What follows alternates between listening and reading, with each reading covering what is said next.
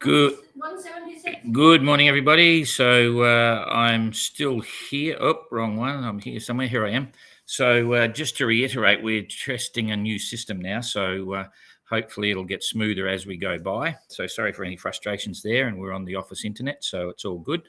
And it was it was 1 degree this morning. We had to walk to work. It was very cool. And it's good to be here. Beautiful blue sky day. That's why it's so cold. Anyway, so back to the tracker, some interesting stuff going on at the moment. And as I suggested yesterday, both Captain Goog and Simon are frustrated with what's going on. It's hard work and they've got another 24 hours of it yet. Kirsten's made a break. She's out of the 40s. So she's officially out of the roaring 40s and up into the horse latitudes. And Ablish is not far behind at all. And Ian is still doing his zigzag course across the Pacific. And Jeremy's heading down to Cape Horn. So that's all kind of good. So let's have a look here and come on up in the tail enders and I'll show you what's going on. I've left all the tracks on. Ian's course is always interesting. As I mentioned before, he's more inclined to sail the weather rather than try and stick to the run line and adjust sails. But anyway, he's comfortable. He's currently doing 4.3 knots, and he didn't do minus 24,309 nautical miles in the last 24 hours.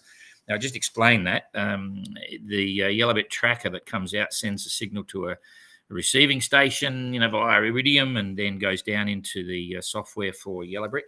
And occasionally there's little glitches. It's quite an interesting software package. We don't have anything to do with it. We're very happy with Yellowbrick. We're extremely happy with this tracker.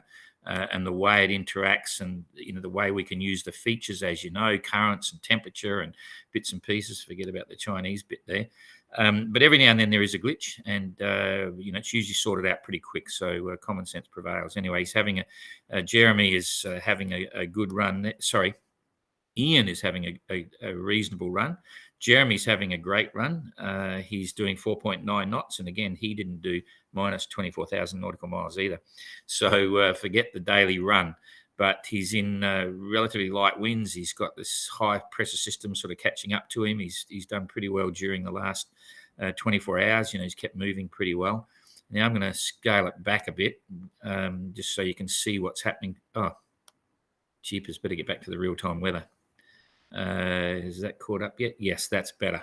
All right, sorry about that. We were just setting things up. Anyway, Ian is he's got this northwesterly coming through now, and Jeremy's still riding this solid breeze. And in the fact that he's only doing 4.9, he had been doing a little bit better, but he's coming out the back end of it. He's not towing warps. He's just doing the usual thing for the Southern Ocean, to be reefed down and having a pretty good time. It was interesting in his tweet, he brought up about Nigel Tetley's story, because he's experiencing here now typical Southern Ocean stuff. And when Tetley went round in his plywood trimaran, way ahead of its time, back in 68, a lot of people agree it's lucky he survived the Southern Ocean and he nearly got all the way back. But that's a story we'll look at in more detail later on. But quite an epic feat for back in 68, 69. So now we can follow through with the weather and see what's going on here as we toggle it forward. Everyone's an hour. So Jeremy's, he's going to be in this stuff for a while now as he goes through. Ian's got a bit of a mixed bag. He's got a little bit of a northeasterly coming up to him there. I'll just pick that up so you can see that a little bit more. He's got a northeasterly. It's sort of bursting out of this system above him. It's coming around this way and around that way. He's right in the middle of it, so he's going to have some frustrations for the next 24 hours. But Jeremy's okay until this center of the high, you call it a high, starts to catch up with him literally in 24 hours from now. So, and then he's got that bit coming over the top of him. Ian, however, will get a southerly, so that'll settle him down and it'll be straight line blasting across the top of the exclusion zone. So he won't be complaining about that. Jeremy's the one that'll be, looking at some frustrations coming up to a southerly, and then they'll slowly swing around again to the southwest. So within 2 days, he's underway again, and he's got a good solid sou'wester there. That brown is basically, 25, 28 knots, gusting 30. Gusting 35, even higher. But a typical day in the Southern Ocean, so not much to worry about there.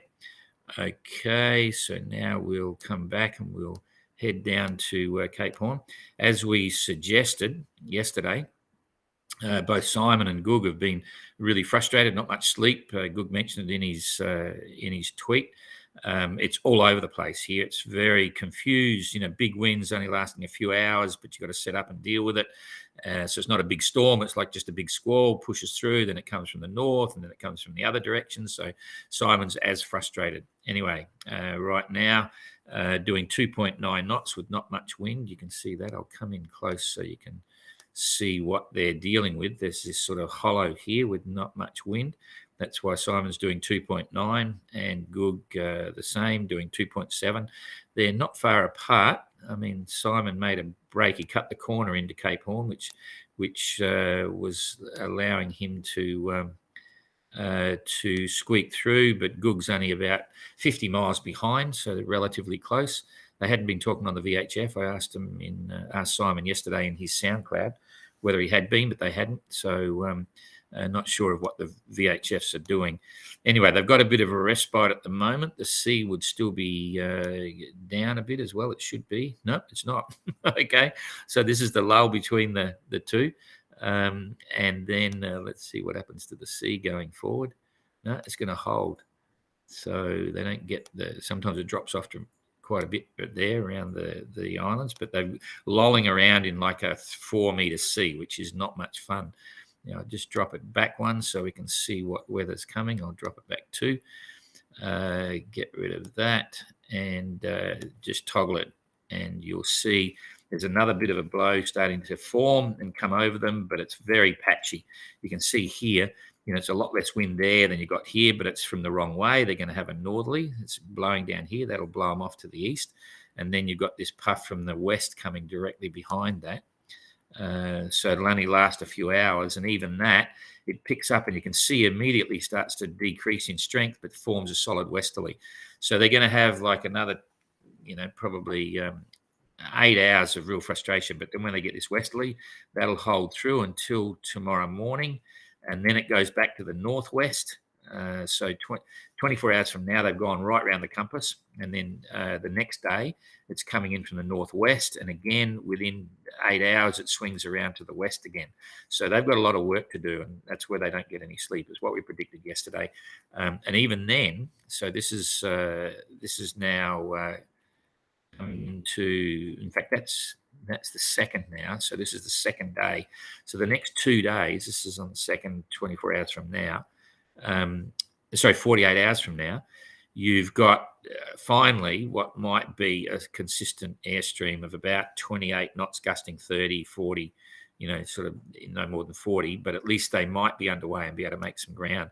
It is sending them in the right direction. This is a good place to be tactically, so at least that's a bit of a payback. But no extreme storms, just a lot of work for both of them. And you'll continue to hear him tweet, I reckon, that this is tiring, this is rubbish, this is hard work. Bring back the Southern Ocean where at least it blew the same direction for some measure of time.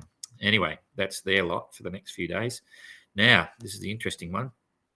As I mentioned, this is the 40th parallel. So Kirsten's out of it. And so a lot of this confusing weather she's now got rid of, but now she comes into the horse latitudes, which is the area preceding the trade winds that I spoke about yesterday. And you'll have these little systems that form and come across to the east and join up to become the South Atlantic high. So there's a bit of the luck of the draw. But right now, Kirsten's quite happy, 6.6 knots. Forget about the daily run. That's all wrong. And Avalish is doing 7.6, so he's on a roll. And now what you'll see, and it's a repeat of yesterday when I was saying what's going to happen is I'm toggling this through every hour. And I think you can see that screen reasonably well. Kirsten's got a good breeze and Avalish starts to go quiet. Okay, so for probably about 8 hours, you'll see the average speeds for Kirsten increase and Avalish decrease. Then as the wind comes back to Avalish, you can see here now, over here, it's getting more of a northwesterly and then northerly slant as he's coming up this way, whereas Kirsten's will maintain the southwesterly. So again, when we keep going, this is coming through till this is now 24 hours from now. Kirsten's still riding that southwesterly, doing pretty well. Avalish is still on a beam reach there for the moment, so doing reasonably well. But he went slow in that little bit that came through, and then it's increasing and come to the north for Avalish, whereas Kirsten's now going to slow down because she's going to be in the middle of that high pressure system with no wind. And so Abelish will probably be forced out to the east, closer towards Kirsten. And then when the breeze comes back, it's swinging for both of them. So they both then come into Abelish will get a northwesterly, which gets him, sailing again pretty quick. Comes back slower to Kirsten. So effectively, at the end of this period, which is, I'll just roll it through to 48 hours. So that's on the second, that's coming in the third. So that's 2.5 days. Effectively, what I think you'll see is Abelish gain about another 80 miles. Okay. So in the next 2 days. So at the moment, we're using the run line, okay, to distance. That's about where you can see where Kirsten is. She's out here.